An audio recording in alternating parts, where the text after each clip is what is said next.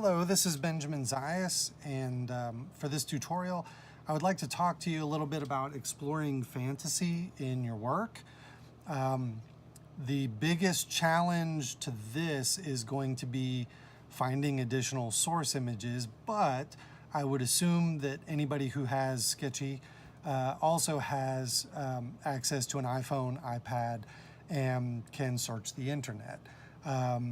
And that's going to come in very handy for this sort of work because you're going to want to use as many source images as you can if you want a more realistic look. So for this particular image, I took an original photo by Kelly H here that seems to be missing a lot.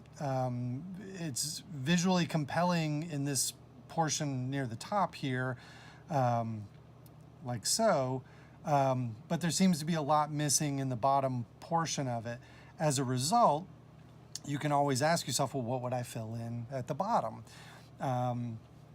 Obviously, with the water in the background and the way her hair kind of looks like it's, windswept or water swept, this would easily, lend itself to becoming a mermaid picture.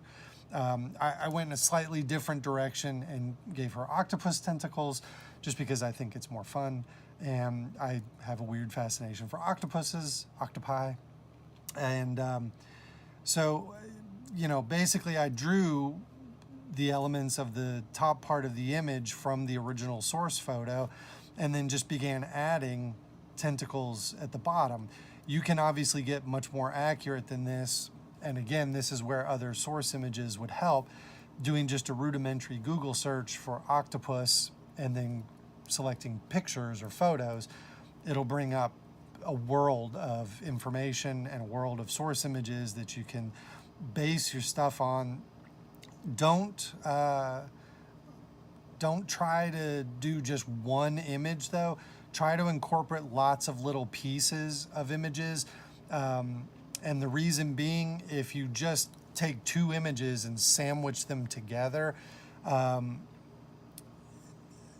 it's not quite as much of a challenge as it would be to take 5 or 6 images and blend them all together.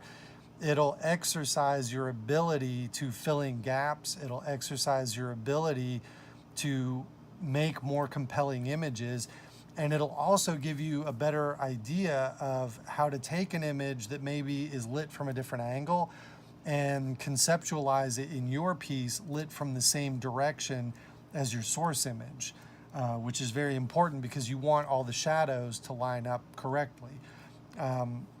If you spend all your time searching for that one image of an octopus, for example, that's lit from the same direction as this young lady is, it may take you all night. But if you can learn to just take the elements of different photos of octopuses, octopi, and create the shadows yourself and visualize it from different angles, it'll get you much closer to where you want to be in perfecting the idea of exploring fantasy in your work and adding those fantastic elements to it.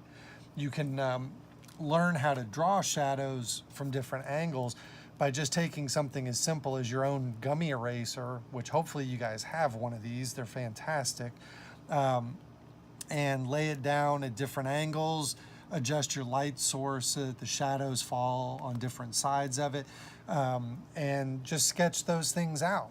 You can even lay it out in the same shapes that you've got, for example, in these tentacles, and then try to light it from the same direction that you see in the source image to see how the shadows would fall on it to give you a better idea of how they would fall in the drawing.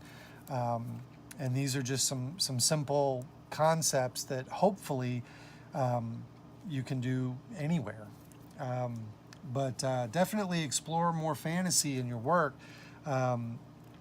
It's one of those things that really takes you to the next level as an artist when you can actually incorporate some of the things you see inside your head, as well as you can incorporate things you see outside of your head. So I hope that helps, and go nuts, have fun with it.